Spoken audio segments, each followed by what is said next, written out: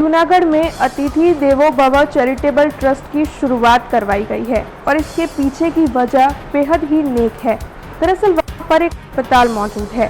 झांझड़ा bypass road के पास ये अस्पताल है। वहाँ पर दूर दूर से मरीज और उनके परिजन आते हैं। ऐसे में रात रुकने के लिए और भोजन के लिए उन्हें काफ़ी दिक्कतें होती है। इसीलिए राहत दर पर इन लोगों के लिए रहने और खाने पीने का प्रबंध करवाते हुए अतिथि देवो भव चैरिटेबल ट्रस्ट भोजनालय को शुरू करवाया गया है। इस बारे में ट्रस्टी महेश भाई बाटवा ने ज़्यादा जानकारी भी दी है। वैसे आपको बता दें कि यहाँ पर खाने पीने रहने की सुविधा के साथ साथ एम्बुलेंस की सेवा भी लोगों को राहत दर में दी जाएगी। अतिथि देवो भव चैरिटेबल ट्रस्ट भोजनालय जूनागढ़ झांझड़ा ચોકડી આવેલું છે અને હું અહીંયા સામેની હોસ્પિટલમાં જોબ કરું છું, I super speciality hospital Junagadh. First time અમારે કંઈક કેન્ટીન પ્રોબ્લેમ હતો, હું અહીંયા જમવા માટે આવ્યો હતો।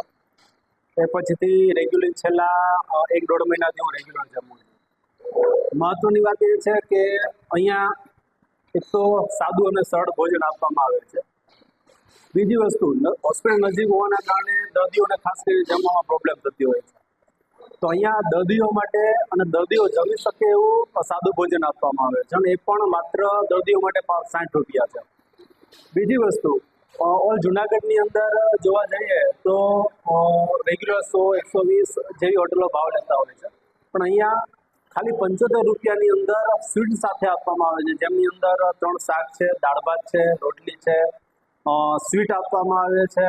ને સ્વીટ પણ અલગ અલગ હોય છે, ક્યારેક સોજીનો હલવો હોય છે તો ક્યારેક લાડુ હોય છે। આપણે એક જ વસ્તુ જોવા જઈએ તો આટલી મોંઘવારીની અંદર આટલું સરળ, સસ્તું અને જમવામાં જેનો સ્વાદ હોય એ લગભગ અહીંયા સિવાય મેં ક્યાંય જોયેલું નથી। જય દ્વારકાધીશ। હું અતિથિ દેવો ભવ ચેરિટેબલ ટ્રસ્ટ ભોજનાલયમાંથી મહેશ બાટવા બોલું છું। આજે આ ભોજનાલય ઝાંઝડા બાયપાસ ચોકડી ઉપર આવેલી છે। આયુષ હોસ્પિટલની સામે ડૉક્ટર હાઉસ પહેલા માળે। આ ભોજનાલયની અંદર દર્દીઓના પાર્સલના માત્ર 60 રૂપિયા છે અને દર્દીના રિલેટિવના જમવાના 75 રૂપિયા છે અને આ 75 રૂપિયામાં અન્ય વ્યક્તિ પણ લાભ લઈ શકે છે। અમે આ ભોજનાલય શરૂ કરી છે એના અંદાજિક 4 મહિના જેવું થઈ ચૂક્યું છે અને બીજી કે અમે દર્દીઓને તેમજ તેમના રિલેટિવને નાહવા ધોવાની, સુવાની આ તમામ વ્યવસ્થા પણ કરી આપીએ છીએ।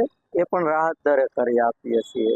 એ દર્દીના રિલેટિવના અથવા તો ડૉક્ટરના જણાવ્યા મુજબ જ અમે એનું પાર્સલ બનાવીએ છીએ કે સાહેબે જે એને કીધું હોય એ મુજબ અમે એમનું પાર્સલ બનાવી આપીએ છીએ।